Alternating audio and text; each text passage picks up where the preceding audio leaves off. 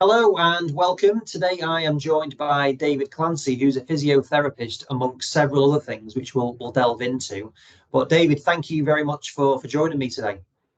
Yeah, pleasure, Andy. Looking forward to having a conversation with you, learning a little bit from yourself as well. Please, yeah. Well, we've already had a brief chat about it, and you probably can be a therapy session for me as well here. So I'm looking forward to it.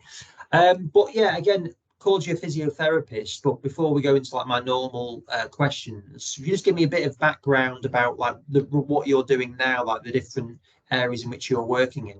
Yeah, so it's an interesting one. I've definitely ranged out a lot purposefully the last couple of years when I left London, where I was very much so a physio, sports medicine physio. I knew that back in Dublin would be difficult to match up with that and to be having the same, I suppose, quality of patients coming in, same quantity, same sort of setup. So when I came back to Dublin, I set up a lot of different things. So right now, several different businesses, everything from a well-being performance company called Hawara to a podcast to the Learning Physiotherapist, which is very much online coaching, mentoring, education, and then still have a lot of work with different kind of teams in terms of sports medicine, physio kind of consultancy. So lots of different things because I was curious about a lot of different things and just figured I'd be able to do a lot of that. So pretty much that's where I'm at. Yeah. Great. All right. Well, we'll unpick some of that as we go. But I'm really looking forward to it because again, having looked at some of your content that you put out there, I Yeah. feel it really resonates with me, and there's a few things that I'm looking forward to finding a bit more about as well. So, thank you. So, in terms of going back to where you're from originally, is it Dublin that you're from originally? No, I'm from Limerick, the southwest, Munster. But Dublin is where I did my master's and then ended up spending a good bit of time here. And now when we came back from London, my wife's from Dublin. We always figured Dublin would be a good spot to bring up and raise the family and not too far from my home. So Limerick is where I'm from, yeah. But Ireland, but have traveled a fair bit through the years as well, you know. Yeah. No, I've been. I see, not as much in since I've been a physio, but I used to do a lot of touring around. So yeah, I've been to Limerick. I used to because it was selling equipment. I was like traveling on my own, but it's like you're experiencing all these great places, but Yeah. you're not always getting to properly experience it. But I always loved going to Ireland. It's like a different way of life. I'm in Manchester, but it's a different way of life over there. Yeah. I know Manchester. I did my physio in Kiel, so not too far.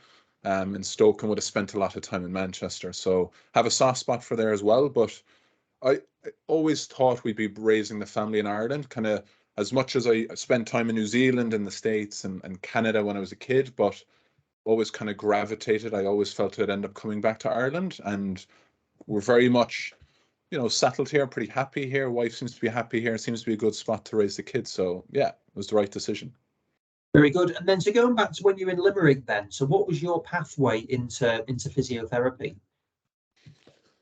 Like a lot of physios, probably injured a little bit. I played basketball at the time, pretty high level in Limerick, played with the Irish team, and then I was picking up some injuries around the age of 15, 16, tendon injuries, myositis ossificans, ankle sprain, stuff like that. Nothing too major, but I suppose at that time it piqued my interest in it. And I didn't always know physio was going to be the one really because, when I was 18 and I was looking at what I wanted to do, I was very interested in journalism. I loved journalism. I was also very interested in medicine. I was very interested in psychology and I was also interested in physio. So actually had opportunities to maybe go to the Netherlands or go to the Czech Republic to study. Uh, and I wasn't quite sure what I wanted to do. So in the end, I did physiology. I went to Carlow for a couple of years and that really helped me understand that actually, yeah, physio is what I'm going to do now. So after that, then I decided to go to the UK. But that 2 year buffer period, I got a really broad education across physiology, health, and had some different experiences over those couple of years. And that's what I suppose led me into physio, really. Yeah. That's quite impressive that you've got four different areas that you were really interested in around the sort of 18 like that. Did you feel like you were set in going into one of those professions? Because journalism is very different to Yeah. physio. Yeah, it is very different. I know in school I used to do a lot of debating and I used to love public speaking. I used to love writing. I used to write in the school newsletter, experiences. I would have done a bit of work in radio and stuff like that. I loved that. So that's probably where that came from. I was always reading. I was always interested in writing. But I think the body, I was always a little bit interested in the body, and I kind of had exposure to training when I was, playing a bit of rugby, playing a bit of basketball, and I really started to gravitate more towards that. And it really then, I could have easily done medicine, but I was probably going to go abroad. I was very interested in traveling.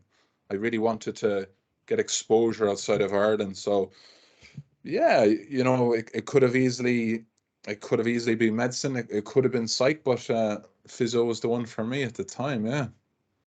And then, so another person who was interested in journalism, physio, is Jack Chew, who you probably know and have seen some of the stuff on there as well. So, but it's quite interesting that you have been able to marry both of them in terms of what you're doing now.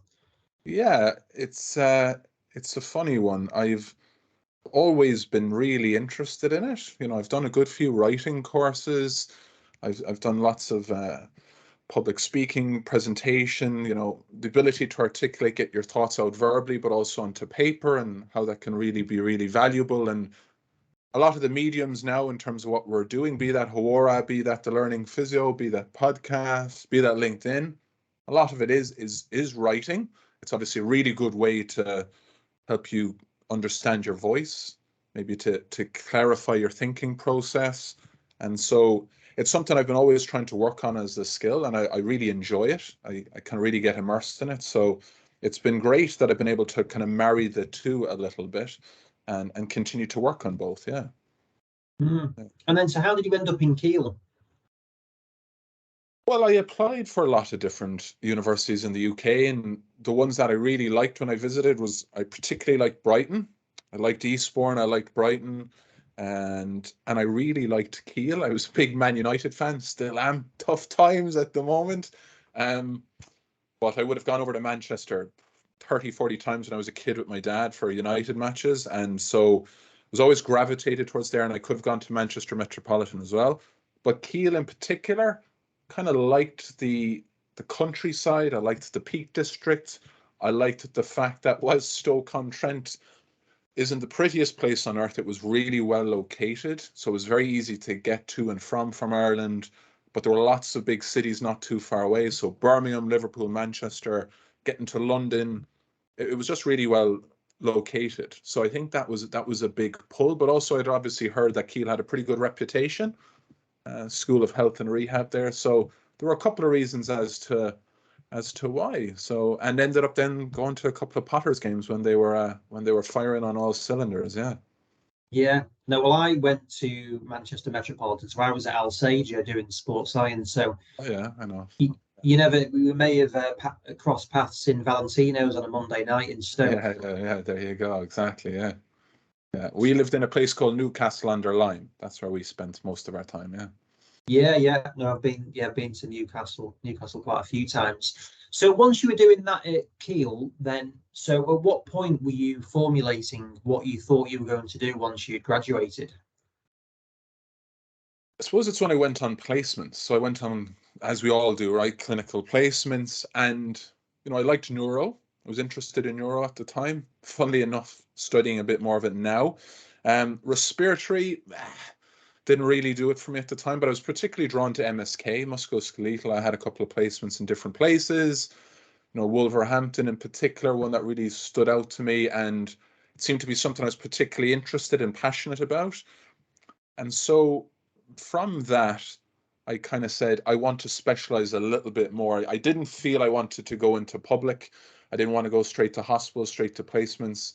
And there was a part of me as well that maybe I'll go back to Ireland now and see if I can get into sport early or set up a practice. So I actually decided I think I needed to further specialize and learn a little bit more. So that's why I decided to go for Trinity, to apply for the Masters in Sports and Exercise Medicine and then get into that. And that really opened up a lot of doors for me in terms of learning exposure, working opportunities, and also helped me kind of find my path in a couple of different ways. So that was I did 2 years Carlow, 3 years in Kiel, and then came back for the full-time Masters, but worked through that whole year as well back in Dublin. Right. You're working, is that in physio doing? Yeah. So I came back. So Dublin, that was the first time I'd lived in Dublin, and I opened up my own private practice straight away at the start of the master's year out of a gym, out of a total fitness gym and I called it Clancy Clinic, funnily enough. And yeah, it was a big stretch out of the comfort zone. Learned a lot about how to build a business, brand awareness, how to get people in through the door, building rapport, all the stuff, funnily enough, that I'm trying to bring into the learning physiotherapist, but all the stuff that you don't learn about really about building a business.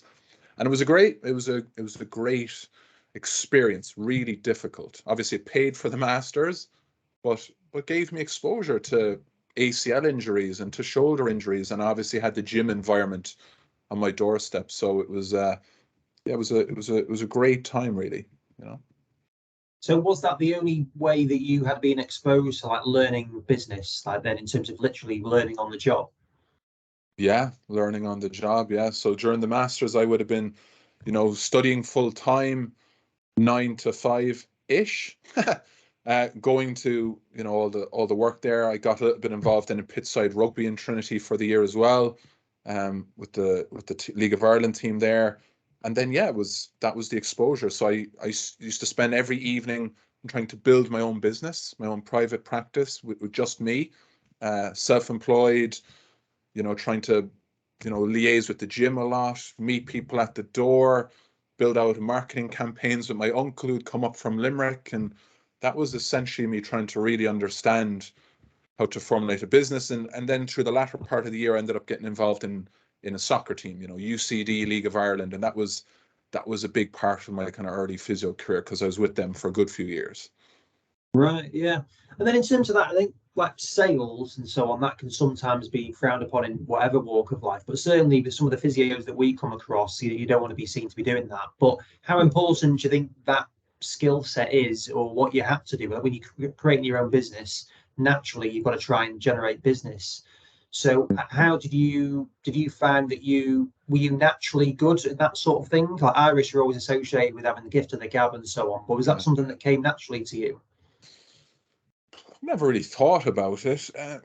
Yeah, I didn't feel I needed to train in it. I mean, I was never shy of meeting someone at the door, and trying to get to understand what they were doing. And it was very important that I would have built rapport with the MD in the gym and kind of tried to get a sense as to this is how I can help support you. If there's people here carrying knocks or injuries, let me, try to understand that, build a conversation from there. So I was very not confident, but happy enough to make that approach early on. And even meeting people at the door, handing out posters, handing out business cards. I didn't feel I just had to do it because I was interested in building a business. I was trying to pay for a master's. I was trying to understand what it would entail. So I think it's something that we'll all get exposed to at some point in time. And there's younger practitioners, older practitioners that maybe invest time in trying to understand how to improve it, and then others that just really just lean into it and really just gain that experientially. And the latter was probably where I was at that point in time, and just learn from trial and error what worked. Mm. Do you think there should be more of a formalized topic of that within a physio degree or sports therapy, sports rehab? Yeah, because a lot of physios end up doing that. I mean, a lot of the physios that I would have studied with in Kiel are now, 10, 15 years later building their own business, right? Which is pretty complex because you're dealing with people, trying to understand the market, you're trying to understand copywriting, you're trying to understand building your brand. So if you don't have an awareness or understanding, education in that, fundamentally that will make it really, really difficult. So you might be great at treating clinically an ankle sprain if it comes in, but you have to be able to get the people to come in through the doors. And that's not about saying how great you are and that you know it all, but it's about understanding the market. I think that's really important. And for sure, it's not taught undergrad. A lot of people, just go straight into public or go straight into sports team and maybe there's some good luck. But for those that maybe are trying to find their own way, trying to build their own potential revenue streams in some capacity, a little bit of more formal training, mentoring could really help, I think. Mm. Yeah, no, I definitely agree with that. That's why I think like the other things that you've got on to do, really valuable skill sets for people in any walk of life. And then in terms of, so you're doing the football, so were you doing your private practice, the football, as well as doing the masters? Yeah, so I finished, let's say, finished the masters. Eventually got the thesis done, which was hard, very difficult. But then, yeah, the pitch side was great. UCD used to travel all around Ireland, you know, trainings 2, 3 a week, matches, traveling to anywhere up the country, and I loved it. I loved it, and it was really hard because it was very much me, and there was a doctor on a day, you know, on game days, and some other physios on a rotational space, and I got a really good opportunity to get in it, get that job through the master. So grateful for that opportunity at the time. And the private practice, you know, Clancy Clinic essentially fizzled out, but not by design. Total Fitness ended up consolidating their business and closing up shop and leaving Ireland. So consequently, I said, okay, you know, I see that as a sign I'm going to work a little bit more on the football. I enjoy that. And then whilst I was working predominantly in UCD pitchside physio, I ended up hopping between different practices, different clinics for the next couple of years in Dublin. Not because I didn't like anyone in particular, but I was interested in different approaches. So I would have went to someone who was really strong in manipulative therapy, had studied in Australia. Then I spent a bit more time in a rehab practice. So I was really trying to expose myself to people that were really, really competent, confident at their respective sort of skill sets. And I was really trying to think about that as well as obviously still doing the bread and butter of the football job, you know? Yeah, no, and how again, how important was going through all of that process? Because it sounds like you had a vision of what the skill sets you needed to add to your armory. But was that with a view to doing more in sport, or what was the goal with that? Probably more in sport. Yeah, you know, at the time we're talking what? Early 20s, 24, 25.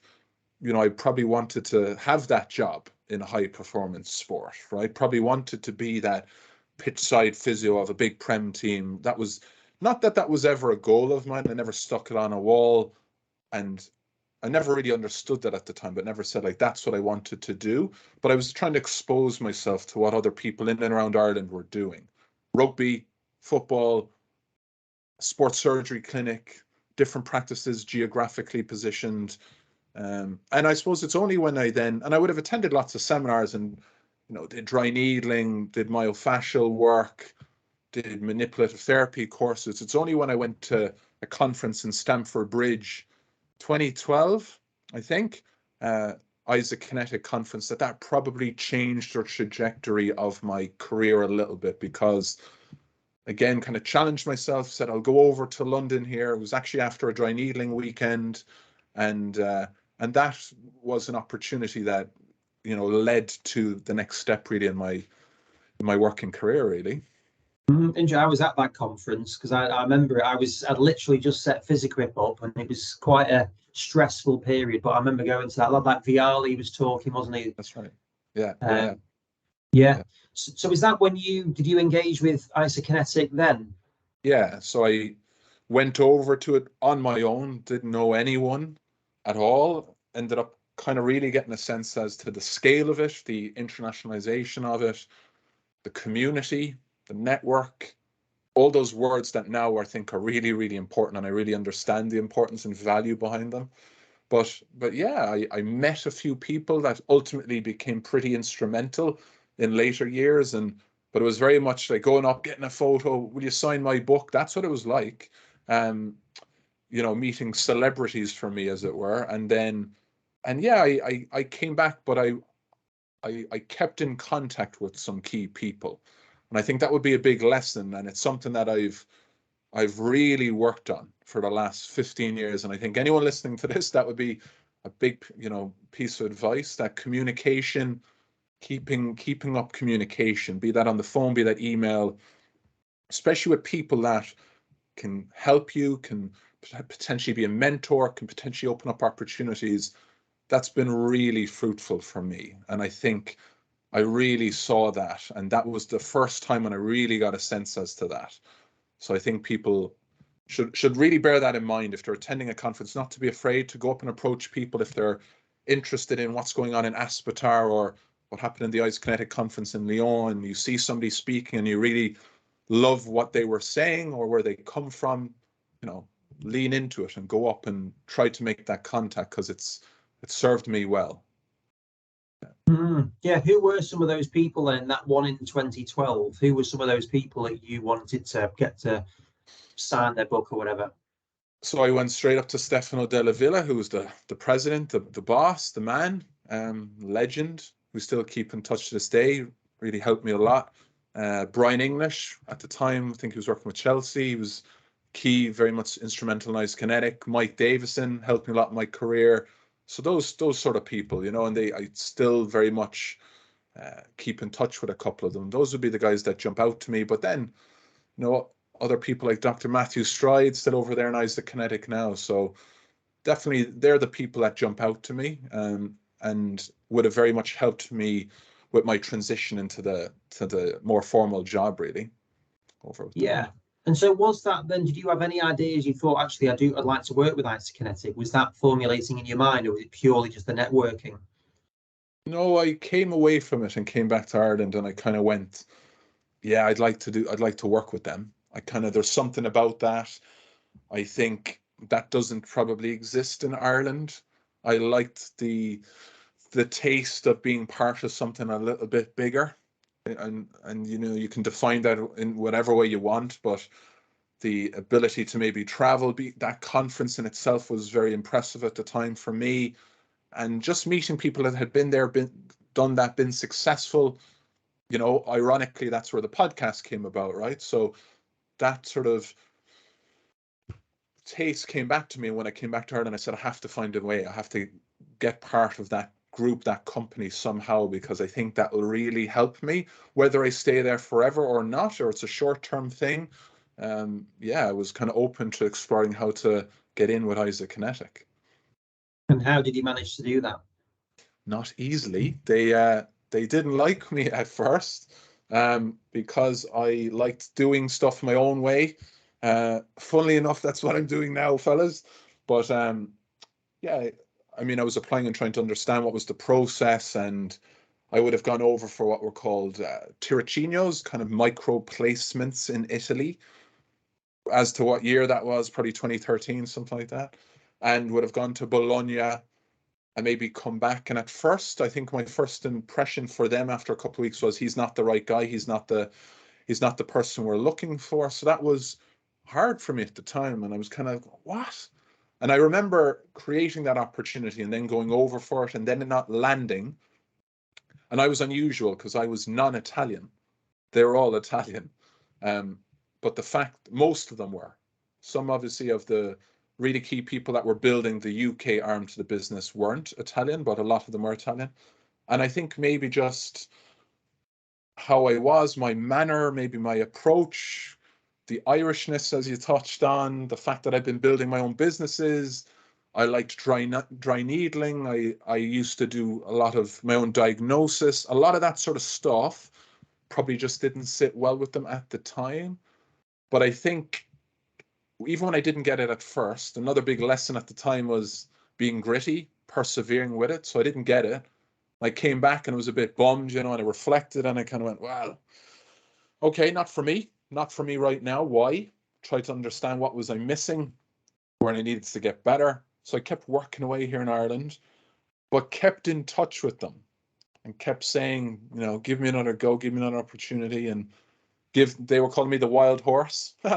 And then eventually got another opportunity and then went back for an extended period in Milan for months, and then London in the pop-up clinic. And again, I was, one of the first non-Italian and came through that process really well after kind of 4 or 5 months. And that's really what got me into London with them. So second time, it took me a couple of goes. And so what was that like, going to Milan and working in that, both from a language perspective, but also just living in Milan? Yeah, it was cool. It was hard. They long hours, worked long hours. The Italians work hard. Isokinetic as a family work hard. That's just work ethic's really important. And in Italy as well, be doing some like 8 to 9:30, right? Long days, and they had no English and I had no Italian. So I was going over listening to Italian and reading and having my uncle teach me Italian. And I'd never been to Milan. I get to go watch some Serie A games, that would be great. But it was an amazing experience, and a big, one of the big decisions at the time was, my girlfriend, now wife, I had to decide, well, I'm gonna, leave you in Dublin and go to Italy, and let's try the distance thing and let's see if it works. I need to try it. I really want to do it. This is something I need to see if I can land. I didn't get it the first time, and Mary, she backed me, which was really important, and she ended up visiting me a lot in Italy, and that, I think, really helped, because personally I had someone that was supportive of me. It gave me confidence. She trusted me. She knew I could do it. And it was really hard, and I had to pay for it pretty much all out of my own back pocket. Ultimately, I learned a little bit of Italian, got to watch some matches, and learned an awful lot about the method and the philosophy and the story about Isokinetic, and that's set me up very well when I went to London then. No, it's interesting because, again, I was brought into Isokinetic and didn't know a huge amount about it, but we've been working with Matt and Andrea, the new guy in London. And so, like, in terms of the philosophy, what was it about that you were so keen? Because there's a lot of places in London or around the world, but what was it particularly about the philosophy that they had that you thought, I've got to be a part of that? Education and research was really important, and still is. Francesco, you're now running that show. It was Sergio Roy at the time, and I think their method, their system, the way they like to do things was really, really important, and I really liked that and gravitated towards it. What that would do is it retains quality for the most part. So whoever comes within the system, no matter where you are, who you are, what you've done, you could be 40 and have worked in countless teams. You could be 23. You could have done a master's and a PhD. You still have to go through the same 3 to 4 month learning period to integrate. And that in itself, I found, at first, probably it put me off a lot. But when I think about it now, probably really wise, because it gets everyone on board. It kind of helps build cohesion. And I really got a sense to that. So when they bring you together for meetings in Italy, and you break bread over dinner, those sort of communal sort of settings, that does translate to the rehab environment. It does translate to the energy that's created for the patient. So I thought the way they did things that way was really good. What they tried to do off-site did transfer a lot of the time to the practice in the clinic, be that on grass, be it in the gym, be that in the water. So there was a lot of reasons. And also the conference, again, that network, that exposure internationally really drew me in. I was really intrigued by that, because it just spoke opportunity and potential and growth. No, I think it's really impressive to go and do that. But one of our members of the team has been with us for 8 years. He volunteered when he was a student for 6 months and got involved, came over from Leeds on public transport. And I just think it's really impressive. It's like, again, his character, it shows, doesn't it? And again, for you to move country, not be making any money from it, with no language. And, the amount of people I've spoken the last couple of years about that, is it worth it? Because you pay for it in a lot of different ways: time, energy, potentially sacrificing relationships, financially. You have to figure out the trade-off. You need to write pros and cons on a sheet of paper, see where you fall. And for me, at the time, the biggest thing was probably what will happen with my girlfriend at the time. And that was but the fact that she said, go for it and we'll work it out and let's do distance for a while. That was the one. But travel, and you have to probably go to Italy, and that's a huge undertaking. But sometimes you have to take that jump if you see that it's worth it. Yeah, no, it's obviously paid off. So it's great to see that, isn't it, in terms of that. So once you got the role, was that something that you moved to the main clinic on Harley Street? Yeah, originally it was a pop-up in Welbeck Way. For how long? A year, 18 months, and there was only a couple of us there. It was was a great place. There was a good vibe. It was never really recreated in Harley Street because Welbeck Way, it was a startup business, right? Isokinetic was trying to get a foothold in central London, an Italian company coming over to London. There were some great sports med physicians there, Brian and Matt Stride, and obviously Mike was there, and some of us then were coming in fresh into the system as physios, and it was a great vibe. But then, yeah, when moving over to Harley Street as well, that was exciting, right? We were trying to build the caseload, the capacity, so that it came to that critical point when this place is too small for the mass here. We needed to move. And then, it was part of the literally building Harley Street process with builders and staff, like putting equipment into the gym floor and having friends, Kevin, if you're listening, helping move stuff in. So that was amazing experience. But you hear, Harley Street, you never really appreciate, never understood. I never understood much about it at the time. I just, again, this is a nice space, it's pretty big, this would be a good place to work for a couple of years. That was exciting. Yeah, no, I can imagine to be able to build something there. It's a great spot, isn't it? The right end of Harley Street as well. You've got everything else going off there. Yeah. So, and then what was that like then for you, again, living in London now? So, you've been doing it in the pop-up, but what, did you live close by, or how far away were you? Yeah, so it was, renting a place called St. John's Wood, and eventually then my girlfriend, Mary, came over, and so that was, it was nice. It was a lovely part of London. Didn't spend loads of money, got a nice small little place.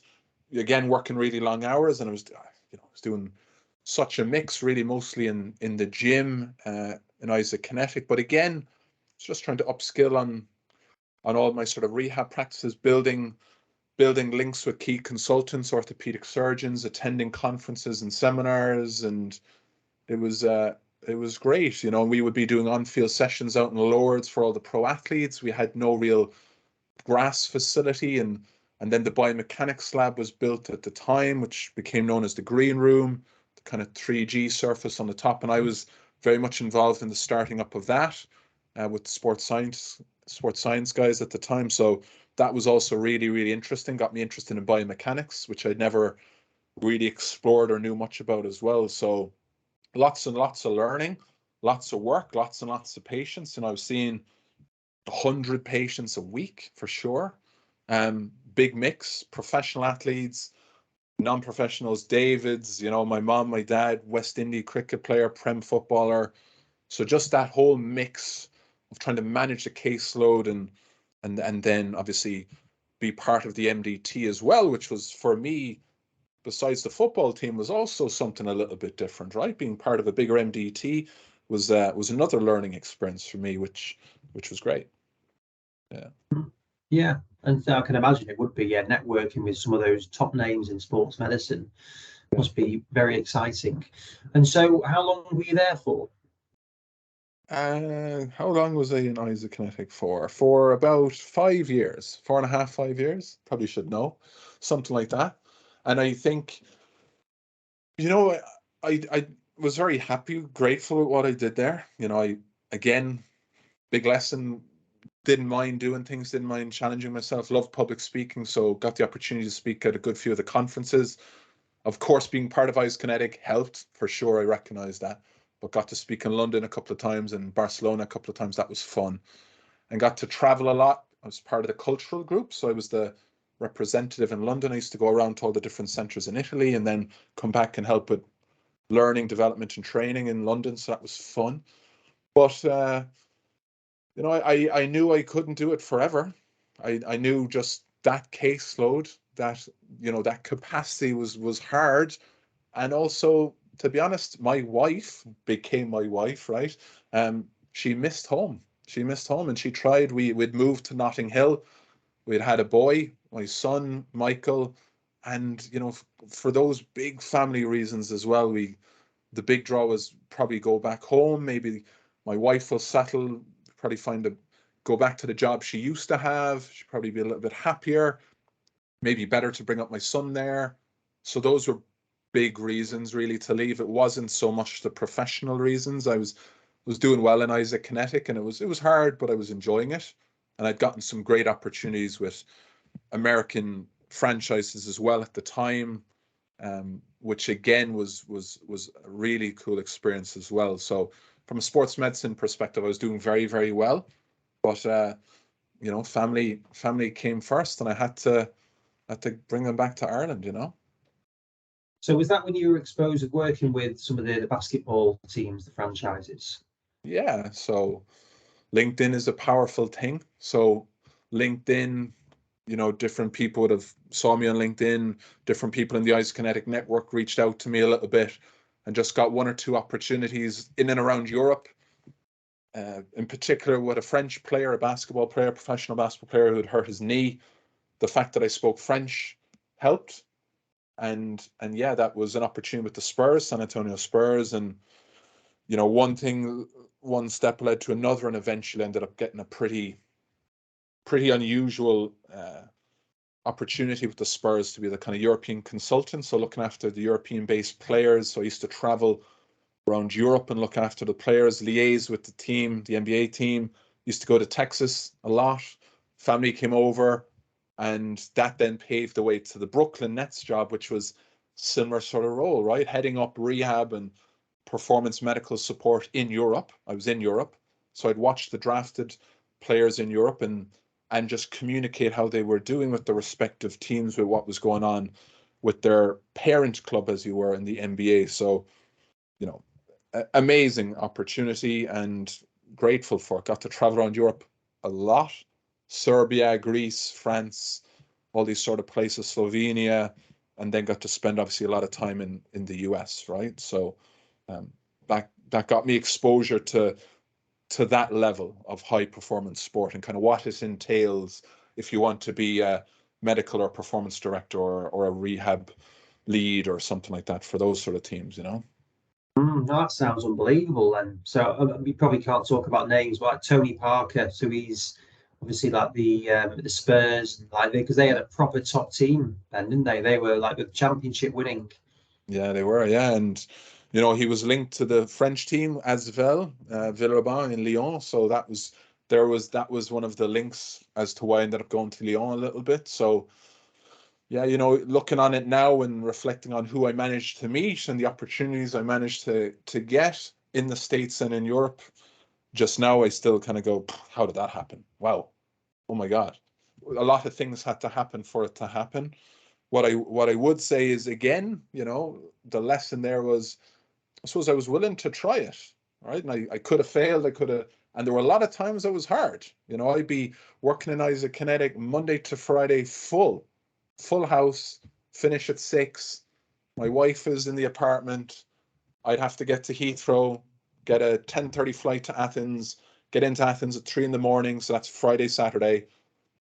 Spend the weekend in Athens looking at a couple of players, building rapport with Olympiacos, coming back to start 8 o'clock on a Monday morning, right? And I did that for, you know, 3.5, 4 years. So people don't see that. They just see, oh, he worked with these cool teams. But it was a lot of travel every couple of weeks. And I was exposing myself to making mistakes, and also building my own practices, right? And sometimes, you know, I would try to always follow up with injuries all the time and put it onto a database for the teams in the States, but sometimes I could have been better at it. So even at that level, of course, you're making mistakes, but that's where communication's so important, right? You know, making sure everyone understands. So yeah, it was an amazing experience. Really grateful for it, and helped an awful lot with helping me understand maybe what I want to do moving forward too, you know. Yeah, no, definitely. It sounds unbelievable. So how come you speak French? I lived in Montreal when I was a kid. So when I was 9, I lived in Canada for 4 years. So that was my, I suppose, dip into living outside of Ireland, outside of Limerick, was because my dad had a job opportunity, and yeah, you know, playing ice hockey, playing basketball, and traveling around the States and Canada was cool. And obviously in Montreal, it's a French speaking city in Quebec, so you have to learn how to speak French. So that's where I learned French, and therefore, whilst my Italian isn't great, it helped a little bit with the Italian because they're not extremely different. So that helped a little bit of cross-pollination, you know. But yeah, the French at the time helped with that first MBA job. Yeah.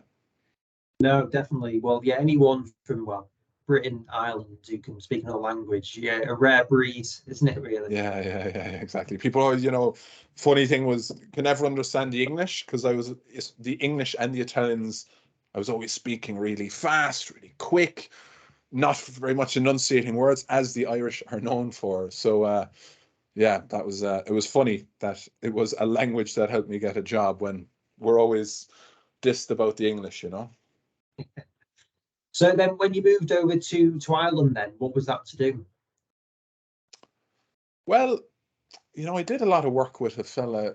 So I was working with a West Indies cricket player called Jason Holder, playing New Zealand at the moment. And the two of us we got on really well. And we both ended up going to the same coach at the time, who actually did personality profiling us at the time. And he helped Jason an awful lot. And Jason went off and became #1 all-rounder. Good man, Jace. And I ended up learning a lot about family is important now. I need to look after my wife here. I want to have another child, and I want to build a little bit. I want to do a little bit for myself. So when I was looking within and answering those questions and asking those questions, that helped me understand that when I came back to Dublin, it'd be hard to recreate Isokinetic on Harley Street. And could I retain the MBA? Probably, because it's still flying. So that works. But what can I do instead of Isokinetic, which was such an amazing place? Let's just try a few different things and range out. And I spoke to another fellow over in the UK called Johnny Zymer, and he would have helped me understand that it's okay to expose yourself to different things that you're curious in. So that's where the birth of other businesses came about. Originally it was a sports medicine clinic called SoCo for a couple of years in Dublin with a couple of people called Connor mostly, and that was great. But again, wanted to do some other things, and that's what's probably brought me about. That's what brought Hawara into the world. That's what brought the podcast into the world, the learning physio, just lots exposing myself to different things. And for me now, they're the ones I'm particularly interested in, parallel to still what I'm doing in the physio world over the next couple of years. So when you were deciding on the podcast, then what was how did you come up with that particular title, that particular angle? What was the process around that? Originally, it was when I came back to Dublin. Well, I had dealt with these pro athletes in London, and they were successful, right? They were, because they had made it in the Premier League, made it in the NBA, they'd made it in West Indies, whatever. What was it about that person that enabled them to get to that level? So when I started the podcast, and it was very much about that. The first good few episodes, although the audio is terrible, was about speaking to former patients, speaking to Callum Wilson and understanding what was it like getting back from injury. And those first couple of episodes are all about probably the patients that had an injury and what was it about their story. What was it about them personally that helped them be successful? So Jay Ajayi, Matt Jarvis, Tommy Hoban, all these guys that I'd met, and I was trying to understand what made them successful. And it grew from there, and it became less about who I'd seen as the physio and more about just other people. And again, it grew and it went wider and it ranged, and then it became more about, well, what makes people successful in their walk of life, be that art, military, business, sport, and that's what led to where it is today. Oh, interesting. Are there any trends that you've seen of key characteristics across the board? Yeah, always pretty curious about how to get better in some way. That reading, is that listening to something, is that exposing themselves to certain stimuli. So that ability to lean into challenge, I think, coupled with that work ethic and drive, the ability to keep pounding the rock, as the Spurs would say, I think that's really, really, really critical. And yeah, those would be the big ones. I think they're the big ones that jump out to me. But there's what's been great about them. There's so many different nuggets and lessons within each of the different people. So there's an episode coming out next week with Ford Dyke, and he talks about human performance optimization. And to be honest, that whole show nearly could make me completely think about what I'm doing in a week. And that's just one episode. So I could think of 40 other examples when I've really taken information personally, but also then we've taken it and distilled it into workshops, seminars, written pieces of work, you name it. It's been such a great network builder, but also a weekly PhD of learning, right? That's what the podcast is. No, it's interesting. Like the clip that that we were commenting on beforehand. How do you get that balance between not driving yourself to exhaustion or worse, to being a hard worker? Like that work ethic's important, but how do you get that balance between not going over too far, or taking holiday or relaxing? Yeah, that's what Neve Brady said recently. Boundaries is really important. Time blocking is important. Managing your diary is important. Understanding what fills you up.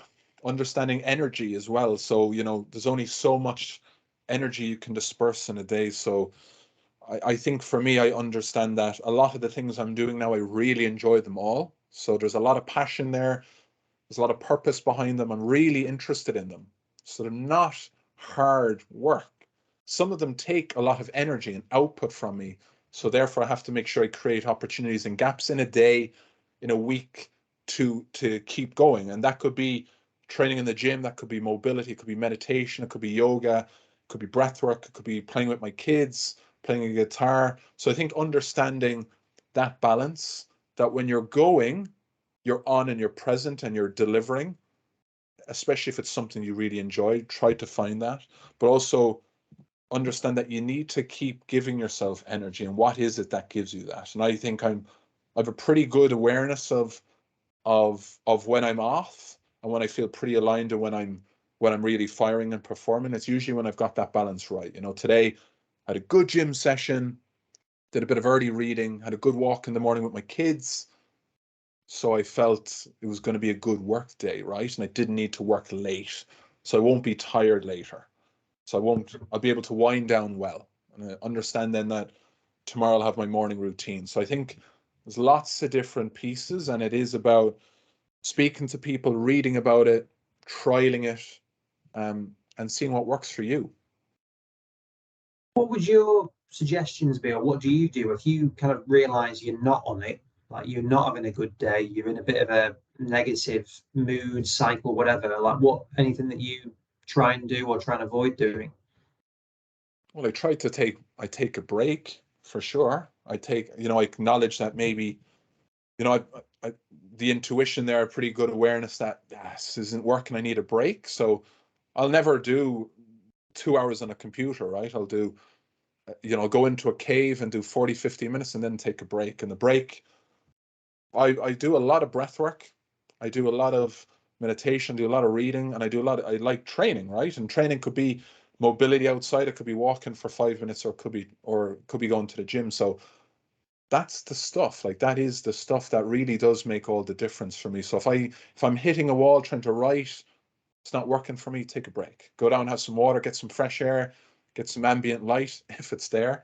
Do a cycle of box breathing, those sort of things. I talk about it, but it helps me. So that's the kind of stuff I'll gravitate towards. Yeah, no, it's again, meditation and breath. You hear about this stuff being really good, but like, what do you use for like your breath work? Have you got an app, or what? You Yeah. follow people? Yeah, I've done XPT. I've done the performance breathing cert with PJ Nestler, Laird Hamilton. So I really try to understand that. So I like that app, but there's other apps sometimes I use, but I kind of know it myself. Meditation, still kind of hard to grasp it for me. I wish I really built the habit, and end up using a lot of different apps from time to time. Sometimes I just go for some quiet time. But again, I think just understanding that, pausing and slowing down and understanding where you are and centering yourself. And is that a meditation? Yeah, it is. Just taking a gap from what you're doing and understanding where you are and putting your feet where your feet are, grounding yourself. That in itself as a meditation can be really, really important for interrupting a pattern, or giving you more energy to go, or helping you calibrate cognitive load, right? So those would be big practices for me. And people find them really hard, and you hear people talking about them, but they can really make a profound difference. They can. Yeah, I tried Headspace and I do it for a bit and I just couldn't, it didn't resonate, the voice. I don't know, it didn't work for me. Yeah, yeah. There's the 10%. That one's not bad. There's also, oh, it's I can't think of the other one now offhand, but I often kind of like doing something like yoga, which in itself for me is like a moving meditation. So that kind of works for me as well sometimes. Yeah. Yeah. Yeah, I'm getting a lot of practical advice from you. Dan Harris isn't bad. Look up Dan Harris. Dan Harris, right. In terms of like, again, I'm getting a lot of advice from me personally here, so I appreciate it. But in terms of like yoga, like what would you recommend? My flexibility is not great. I think it really would be important for that to avoid any back issues and so on. But like any particular type of yoga or Pilates or anything else that you think is a good basic thing that everyone would really benefit from? Oh yeah. Listened to a podcast there recently with Untrained, the Nike app, and there was a fellow on it. I can't recall his name now. He basically built a Nike yoga arm, and I agree with him. I think physically, mentally, physiologically, psychologically, any of those sort of adjectives, it makes a huge difference. So it depends, as do you want to go sympathetic or parasympathetic? Do you want to drive or do you want to relax? So it depends on a day, it depends on a week. Maybe on a Sunday you want to do a restorative yin slow down practice and it's calming, and it's a yoga nidra and you're really decompressing and down regulating. Or maybe you're trying to get going and you're starting the week and it's a morning practice and it's more about a vinyasa and it's a flow and it's about raising everything and amping you up. So it depends what you're looking for across the spectrum. For me, I used to go to classes, especially in London, and Equinox, where I'd go to the gym or whatever. But now at home, I just use apps, be that Nike Training, be that Alo Yoga, and just kind of find a couple of practices depending on what I feel like doing at that point in time. If I've had an active day, I want to slow down. If I feel I'm lacking a bit, I'll go a bit harder and do more of a 40-minute vinyasa, So I've tried hot yoga as well, Bikram. That's kind of fun, but it's long and it's not for everyone, and you can overstretch. And just to the last point, Andy, I'd say Pilates, a big fan. Done a lot of reformer Pilates, mat Pilates. Any footballers I've worked with, I'd always heavily recommend it. I've just come back from Israel and wrote an article in the Times in it a couple of years ago in the UK, and the evidence there for what it can do for you from a injury prevention, mobility, mental headspace piece is just massive. So, a bit of yoga, a little bit of Pilates, especially for males, it can help us a lot, right? Because we're not that supple. We're weak and tight in certain areas. So I think it can help people that are trying to stay active, Yeah, no, definitely. I know this stuff. It's good to just reinforce it, and I am committed to doing them. So, no, thanks for that. And then in terms of like just for your own learnings, what particular books do you like? You're obviously really into self-development and professional development, but are there any particular ones that you think really resonated with your philosophy? I don't know. There's lots of books at the moment. I'm all into the Do lectures. I've been into them for a long time. So anything from the Do books are really good. Do Story, Do Pause. Those books have been Do Purpose. They've really influenced a lot of my work. Any of Tim Ferriss's books, it's probably influenced me a lot, especially with the podcast. Tools of Titans, Tribe of Mentors. I love Stephen Pressfield, his kind of stuff. Robert Greene, Ryan Holiday, all these sort of guys. I'm kind of looking around here, like Legacy at the time, Ray Dalio. Like you can't see it here, but it was one of the biggest gifts my dad gave me. I think he gave me the gift of enjoying reading, and I've really tried to help my kids see what it can do for you. And even now, I still get several book subscriptions, so I'd always be reading every day, every evening when I have a moment, or even listen to an audiobook. So lots of different books. I'm currently reading a few different ones. I'm reading Cormac McCarthy, he's my favorite author. I'm reading 4,000 Weeks, Oliver Burkeman. It's about time management, but it's about understanding perspective. So that's quite interesting. That's a really good book. So yeah, lots of different ones. No, very good. And so what's your plans then for the future, for where you want to take things? I don't know. Not sure. it's what I'm trying to figure out. I'm doing a high flow coaching course at the moment with the Flow Research Collective. And with that, as much as I'm trying to understand how to coach others, be that physios or be that people in the corporate world, it's also about me trying to understand for myself where I'm trying to go, what I really want to dig oil in. So right now, I just know that I love Hawara and where that's going. It's kind of, we're getting into the pro sport world now with that, not just corporate. That's exciting. Our team's growing, starting to understand the market a lot better, and our brand podcast is growing. We're getting some really great guests recently, so don't want that to stop. And then the Learning Physiotherapist is pretty exciting, right? We have a book coming out in about a year. The next iteration of the course, got some great people on board with that. So I kind of like all that stuff, but I know for sure that those are all my babies, if you want to call them, with other key people. I want to really stay in the sports medicine space, and whether that is still with some high caliber teams in the States or more interesting opportunities in the UK, I want to still look at creating those. As to what they are, as to what shape they are, only time will tell. But lots of stuff to do with the family as well. So lots of different things, but we'll see. We'll see. Yeah, no, certainly sounds busy. The last question, just in terms of the book, because that did intrigue me, like the title for it. Like, what's your angle in terms of the book then? Like, what would people expect to get out of it at the end of having read it? So I think in uni, college, university, wherever you are, we're never taught the stuff that's going to be in this book. So I think we're only exposed to what's ultimately really important experientially, or when you're with mentors or coaches.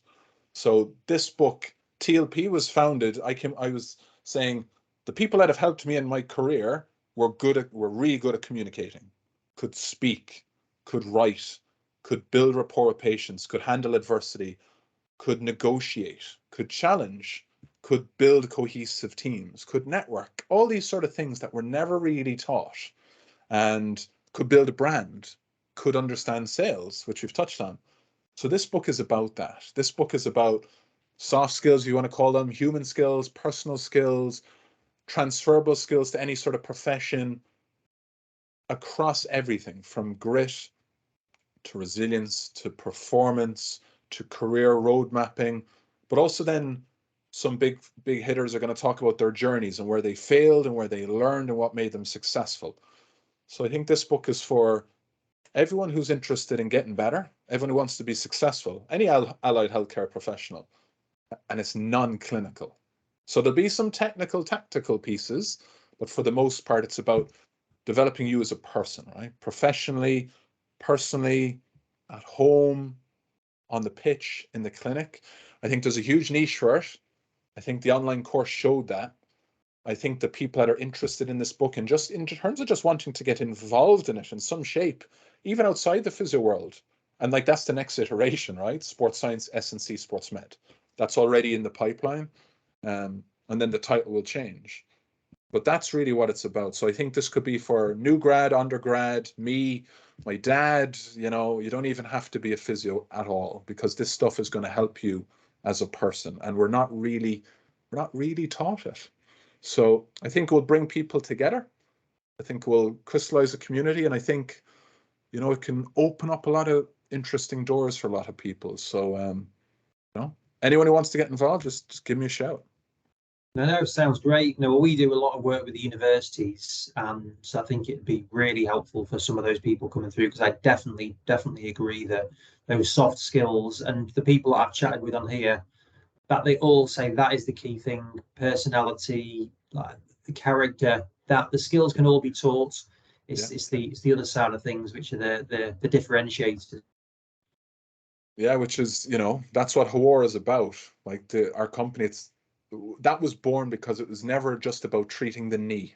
It was about treating a person, the whole person in front of you, in terms of all realms: physical, mental, social, and their working life.